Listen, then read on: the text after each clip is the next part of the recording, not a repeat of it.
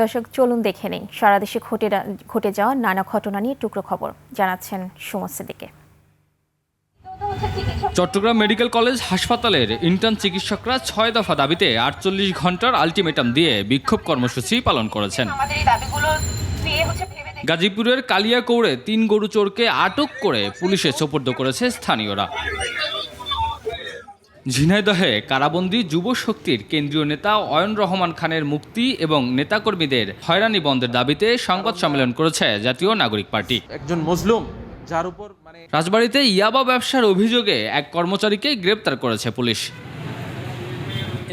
টাঙ্গাইলে সড়ক দুর্ঘটনায় নিহত নওগাঁ ১০ পরিবার ও আহত ৫ পরিবারকে আর্থিক সহায়তা দিয়েছে বাংলাদেশ শ্রমিক কল্যাণ ফেডারেশন। নারায়ণগঞ্জের সোনারগাঁয়ে বারুদি আশ্রমে সাধক লোকনাথ ব্রহ্মচারীর ১৩৬তম তিরোধান উৎসব অনুষ্ঠিত হয়েছে। ফরিদপুরে নবাগত জেলা প্রশাসকের সঙ্গে প্রেস ক্লাব সদস্যদের মতবিনিময় সভা অনুষ্ঠিত হয়েছে। চুয়াডাঙ্গা রেড ক্রিসেন্ট ইউনিটের উদ্যোগে তীব্র গরম ও তাপদাহের কবল থেকে বাঁচতে সপ্তাহব্যাপী বিশুদ্ধ পানি, খাবার, স্যালাইন ও ছাতা বিতরণ করা হয়েছে। সুমন সিদ্দিকী, ২১ টেলিভিশন।